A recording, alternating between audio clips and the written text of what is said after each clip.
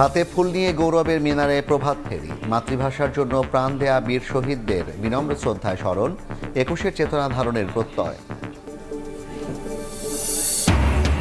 ভাষা শহীদদের প্রতি রাষ্ট্রপতি প্রধানমন্ত্রীর শ্রদ্ধা, মন্ত্রিপরিষদ পরিবার নিয়েও পুষ্পস্তবক অর্পণ। মুক্তির চেতনায় বৈষম্যহীন দেশ গড়ার অঙ্গীকার সরকারের। প্রথমবার প্রধানমন্ত্রীর কার্যালয়ে তারেক রহমান। ঈদের আগেই ইমাম, মুয়াজ্জিন, ধর্মগুরুরা পাবেন সম্মানীয় ভাতা। মেধার ভিত্তিতে কর্মসংস্থান নিশ্চিতের নির্দেশনা। এবং বাংলাদেশ সহ বিভিন্ন দেশের ওপর ট্রাম্পের পাল্টা শুল্ক অবৈধ, সুপ্রিম কোর্টের রায় ক্ষুব্ধ মার্কিন প্রেসিডেন্ট। অন্য আইনে 10% ট্যারিফ আরোপের ঘোষণা।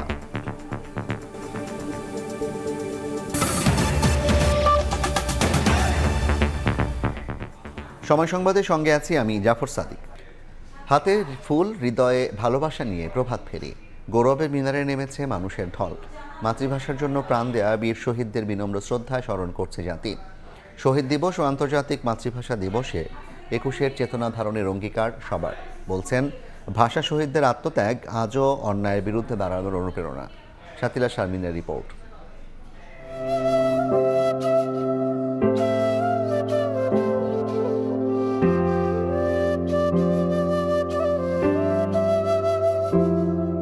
হাজার যুগের সূর্য তাপে জ্বলবে এমন লাল যে, সেই রহিতেই লাল হয়েছে কৃষ্ণচূড়ার ডাল যে। মাথানত না করার ২১কে শ্রদ্ধা জানাতে ছোট পায়ে স্মৃতির মিনারে শিশুরা।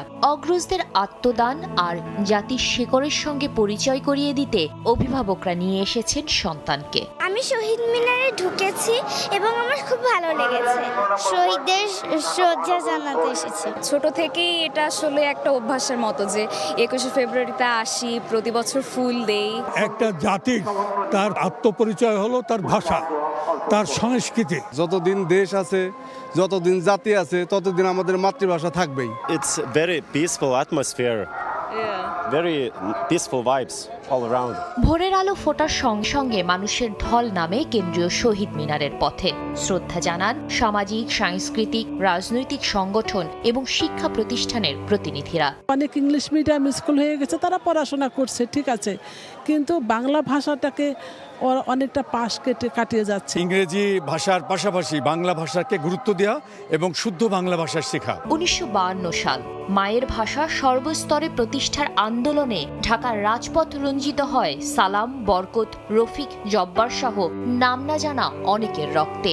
তাদের সেই আত্মত্যাগের চেতনা চলমান প্রজন্ম থেকে প্রজন্মে। বিশ্বজুড়ে ২১শে ফেব্রুয়ারি পালিত হচ্ছে মাতৃভাষার মর্যাদা রক্ষার অঙ্গীকারের দিন হিসেবে। সমস্ত মাতৃভাষাকে সম্মান করে আমাদের বাংলা সহ সমস্ত মাতৃভাষা চর্চার মাধ্যমে জাগরুক থাকুক। ভাষা আন্দোলনের থেকেই কিন্তু মুক্তিযুদ্ধের সূচনাটাই শুরু হয়েছিল, যে সকল দল, ধর্ম, বর্ণ নির্বিশেষে পাহাড়ি সমতল সকলে আমরা সমান নাগরিক অধিকার ভোগ করব, দেশটা একটি ইন্ডিপেন্ডেন্ট স্বাধীন সার্বভৌম রাষ্ট্র হবে, সেই লক্ষ্যে আমরা কাজ করে যাব। প্রান্তিক যত জনগোষ্ঠী আছে তাদের সকলের অধিকার হরণ, সমান অধিকার নিয়ে বাঁচার যে জীবনযাপনের যে মৌলিক অধিকার, তার পরিপন্থী যত শক্তি আছে তারা ২১-এর চেতনার সাংঘর্ষিক।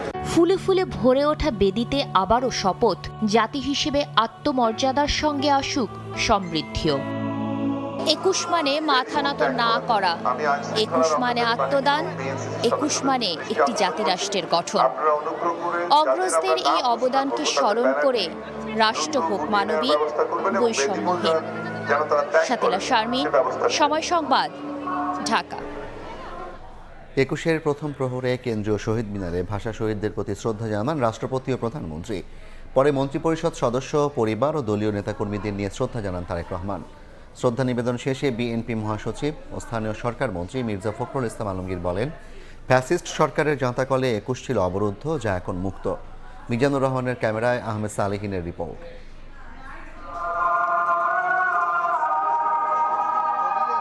২১-এর প্রথম প্রহর, ভাষা শহীদদের স্মরণে শ্রদ্ধা রাষ্ট্রপ্রধানের। আন্তর্জাতিক মাতৃভাষা দিবস উপলক্ষে কেন্দ্রীয় শহীদ মিনারে রাষ্ট্রপতি মোহাম্মদ শাহাবুদ্দিন ফুল দিয়ে শ্রদ্ধা নিবেদন করেন। এরপরে নবনির্বাচিত প্রধানমন্ত্রী তারেক রহমান সরকার প্রধান হিসেবে প্রথমবারের মতো ভাষা শহীদদের স্মরণে শ্রদ্ধা জানান। শহীদ মিনারের বেদিতে ফুল দিয়ে কিছু সময় নীরবে দাঁড়িয়ে ভাষা শহীদদের ত্যাগকে স্মরণ করেন তিনি।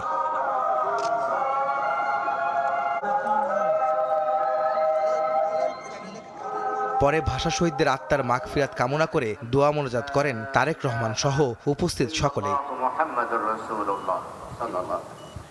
এরপরে সরকারের নবনির্বাচিত মন্ত্রিপরিষদের সদস্যদের নিয়ে শ্রদ্ধা নিবেদন করেন প্রধানমন্ত্রী তারেক রহমান। এরপরেই দলীয় প্রধান হিসেবে বিএনপি নেতাদের সঙ্গে নিয়ে ভাষা শহীদদের শ্রদ্ধা জানান তারেক রহমান। সহধর্মিনী ডাক্তার জুবাইদা রহমান ও মেয়ে ব্যারিস্টার জাইমা রহমানকে সঙ্গে নিয়ে বাবা প্রধানমন্ত্রী তারেক রহমান শ্রদ্ধা জানান ভাষা শহীদদের।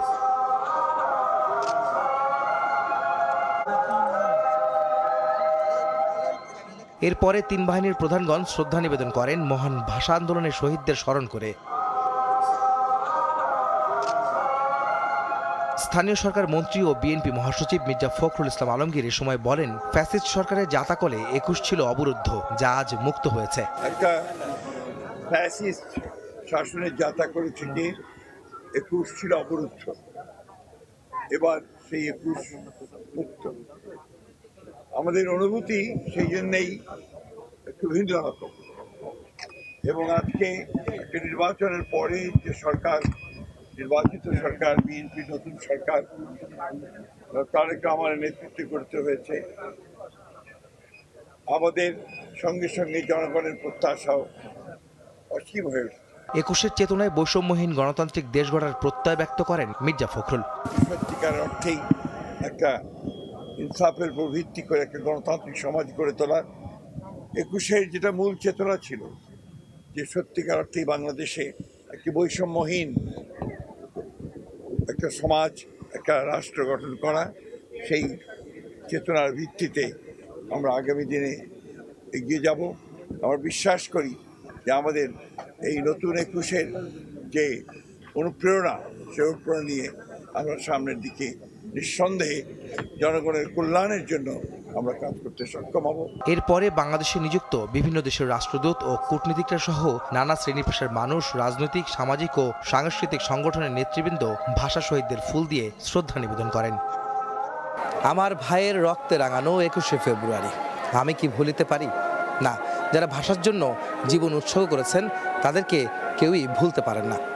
এমনকি তারা চান তাদের এই চেতনাকে ধারণ করে বাংলাদেশকে বিনির্মাণ করতে চান গণতান্ত্রিক রাষ্ট্রে, যেখানে ন্যায্যতার ভিত্তিতে বৈষম্যহীন এক সমাজ গড়ে উঠবে। আর সেই প্রত্যয়ে আজকে সেই ভাষা শহীদদের প্রতি শ্রদ্ধা জানালেন সর্বস্তরের মানুষ। আহমেদ সালেহিন, সময় সংবাদ, কেন্দ্রীয় শহীদ মিনার, ঢাকা। খতিব, ইমাম, মুয়াজ্জিন ও অন্যান্য ধর্মীয় গুরুদের সম্মানী ও উৎসব ভাতা ঈদের আগেই দেয়া শুরু করবে সরকার। তেজগাঁওয়ে প্রধানমন্ত্রীর কার্যালয়ে মন্ত্রিপরিষদ কক্ষে অনুষ্ঠিত সভায় এই সিদ্ধান্ত হয়েছে। প্রধানমন্ত্রীর উপদেষ্টা মাহাদি আমিন জানান, নির্বাচনী সব প্রতিশ্রুতি নিয়ে মন্ত্রণালয় সংশ্লিষ্টদের সঙ্গে আলোচনা করছেন প্রধানমন্ত্রী। মেধার ভিত্তিতে কর্মসংস্থান নিশ্চিতের নির্দেশনা দিয়েছেন সরকার প্রধান। দায়িত্ব গ্রহণের পর প্রথমবারের মতো তেজগাঁও কার্যালয়ে অফিস করলেন প্রধানমন্ত্রী তারেক রহমান। সকালে প্রধানমন্ত্রীর কার্যালয়ে মুখ্য সচিব ABM আব্দুস সাত্তার ও অতিরিক্ত প্রেস সচিব আতিকুর রহমান রুমন প্রধানমন্ত্রীকে স্বাগত জানান। কার্যালয়ের মূল ভবনে প্রবেশের আগে সাবেক প্রধানমন্ত্রী বেগম খালেদা জিয়া সরকারের সময় দায়িত্ব পালনকারী কর্মকর্তা কর্মচারীদের সঙ্গে কুশল বিনিময় করেন তিনি। পরে স্মারক ডাক টিকিট উন্মোচন, স্বর্ণচাপা ফুলের চারা রোপণ ও বিশেষ মোনাজাত করেন প্রধানমন্ত্রী।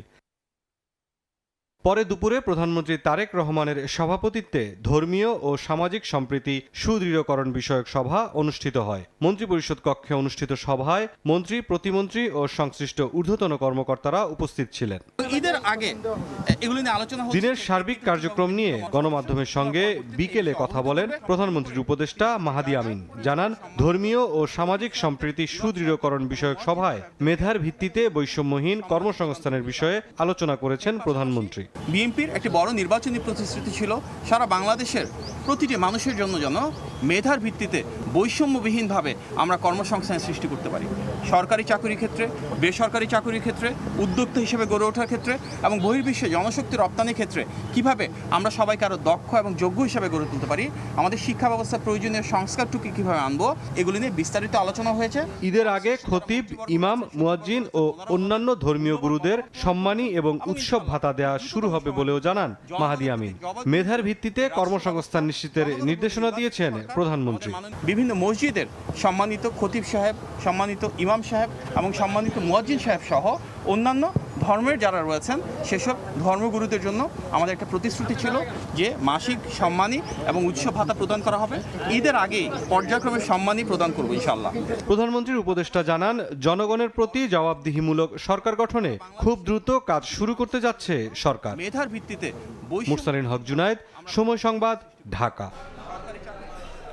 ভাষা শহীদদের প্রতি কেন্দ্রীয় শহীদ মিনারে শ্রদ্ধা জানিয়েছেন বিরোধী দলীয় নেতা ও জামায়াত ইসলামীর আমির ডাক্তার শফিকুর রহমান। এ সময় তার সঙ্গে ছিলেন বিরোধী দলীয় চিফ হুইপ ও এনসিপি আহ্বায়ক নাহিদ ইসলাম সহ 11 দলীয় ঐক্যের সংসদ সদস্যরা। 21-এর প্রথম প্রহরে শ্রদ্ধা নিবেদন শেষে ভাষা শহীদদের আত্মার মাগফিরাত কামনায় মোনাজাত করেন তারা। পরে আজিমপুর কবরস্থানে ভাষার জন্য জীবন দেয়া শহীদদের কবর জিয়ারত ও মোনাজাত করেন জামায়াত আমির ডাক্তার শফিকুর রহমান। দেশের জন্য যারা প্রাণ দিয়েছেন তারা সকলের প্রেরণা উল্লেখ করে তিনি বলেন, অধিকার আদায়ের লড়াই অব্যাহত থাকবে।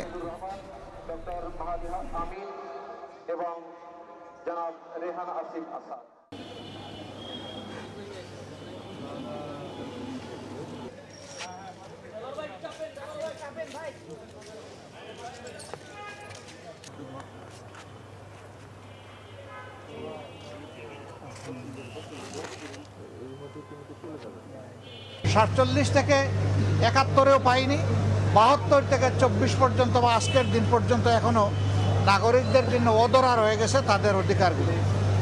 বাংলাদেশ জামায়াতে ইসলামী মানুষের অধিকারের জন্য এই লড়াই করে এবং আমাদের এই লড়াই অব্যাহত থাকবে ততক্ষণ পর্যন্ত যতদিন পর্যন্ত বাংলাদেশে একটি মানবিক সমাজ কায়েম না হবে, যেখানে মানুষ ন্যায় বিচার পাবে, দুর্নীতিমুক্ত হবে, সাদার কলুষিত কালো থাবা থেকে মানুষ মুক্তি পাবে এবং কোনো অবিচার কারো উপর করার কেউ দুঃসাহস দেখাবে না। এলডিসির উত্তরণ পিছিয়ে দিতে সরকার সঠিক পথেই চলছে বলে মনে করেন অর্থনীতিবিদরা। আর শ্রমিক অধিকারের সুরক্ষা নিয়ে দ্বিপাক্ষিক বাণিজ্য বাড়াতে আগামী চ্যালেঞ্জ মোকাবিলায় নতুন সরকারের পাশে থাকতে চান ব্যবসায়ীরা।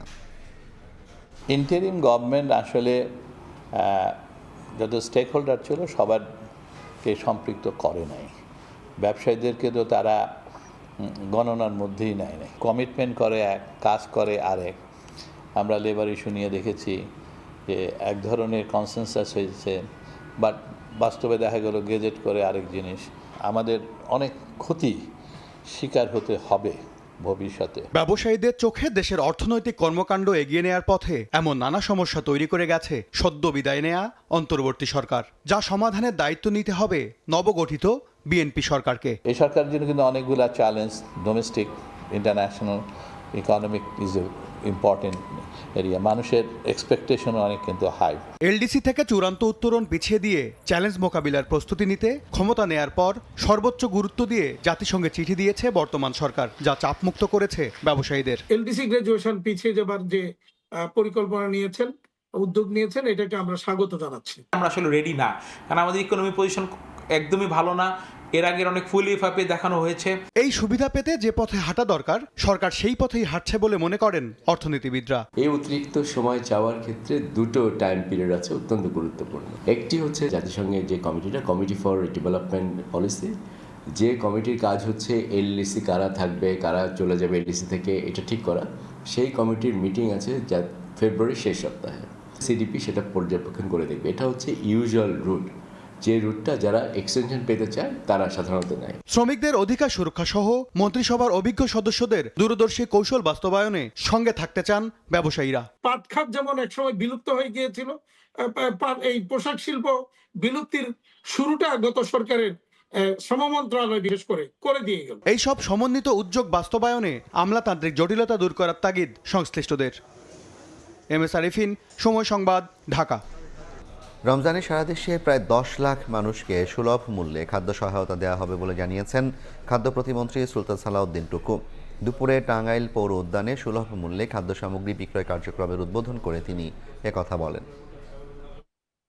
প্রায় 10 লক্ষাধিক পরিবারকে আমরা এই খাবার বিতরণ করব, বিক্রি করব ন্যায্য মূল্যে। সারা বাংলাদেশেই মাসব্যাপী এই রোজার যখন চলবে পুরা মাসই আমরা এই কার্যক্রম অব্যাহত রাখব। এতে করে কিন্তু বাজারও কিছুটা নিয়ন্ত্রণ থাকবে। কাজেই অসাধু ব্যবসায়ীরা যারা বাজারে অস্থিতিশীল করতে চায় সেই দিক থেকেও আমাদের এই উদ্যোগটা অনেক বেশি কাজে লাগবে আশা করি আর কি। ঈদ কেনাকাটায় জমে উঠছে রাজধানীর বিপণী বিতানগুলো। ভিড় এড়াতে অনেকে আগে ভাগেই আসছেন মার্কেটে। প্রথম দিকে তারা সারছেন শিশুদের কেনাকাটা। দাম বেশির অভিযোগ থাকলেও বিক্রেতা বলছেন ভালো মতোই শুরু হয়েছে এবার রমজানের বেচাকেনা। নানা রঙের পোশাকে রঙিন রাজধানীর বিপণী বিতানগুলো। ছুটির দিনে রাজধানীর শিশুদের পোশাকের দোকানে ভিড় ছিল চোখে পড়ার মতো। রমজান শুরুর পর থেকেই অনেকেই সারছেন তাদের ঈদের কেনাকাটা। সঙ্গে আছে পরিবারের ছোট্ট সদস্যটিও। আমি অনেক সুন্দর ধরনের পোশাক কিনেছি। আমি এখান থেকে আমার পার্টি ড্রেস কিনেছি, ওখান থেকে আমার সুতি জামা কিনেছি। প্রথমের জন্য কেনার জন্য আসছি, এখন মেয়েটা কিনা ছেলের জন্য কিনবো। পিঙ্ক কালার জামা কিনেছি, আরেকটা কিনবো। আজকে শনিবার, সরকারি ছুটি আছে, একটু ফাঁকা আছে, এই জন্য বাচ্চাদেরকে নিয়ে আসে যায়। বিক্রেতারা বলছেন সারারা, পার্টি ফ্রক, পাঞ্চু ধরনের পোশাক রয়েছে শিশুদের চাহিদার শীর্ষে। পাঞ্চু এগুলো চলতেছে, লেহেঙ্গা চলতেছে আমাদের ভালো, সারারা চলতেছে, যেগুলো এই টাইপের গুলো খুব ভালো চলতেছে। তবে অতিরিক্ত দাম হাঁকানোর অভিযোগও রয়েছে ক্রেতাদের। জিনিসের অনেক দাম, মানে কাপড় হিসেবে অনেক দাম, মানে ই করা যায় না, দামে মেটানো যায় না। যে পণ্যটা 1000 টাকা বিক্রি করে তারা দাম চায় 3000, 3200, 3500 এমন। এই যে রোজা আসবে, ঈদ আসবে, দাম বাড়বে, এরকম কোনো সিস্টেম আমাদের নাই। আমাদের ফিক্সড প্রাইসের জন্য সীমিত লাভ, সেল বেশি। দিন বাড়ার সঙ্গে সঙ্গে বিক্রি আরও বাড়ার আশা ব্যবসায়ীদের। অন্তরা সেন, সময় সংবাদ, ঢাকা।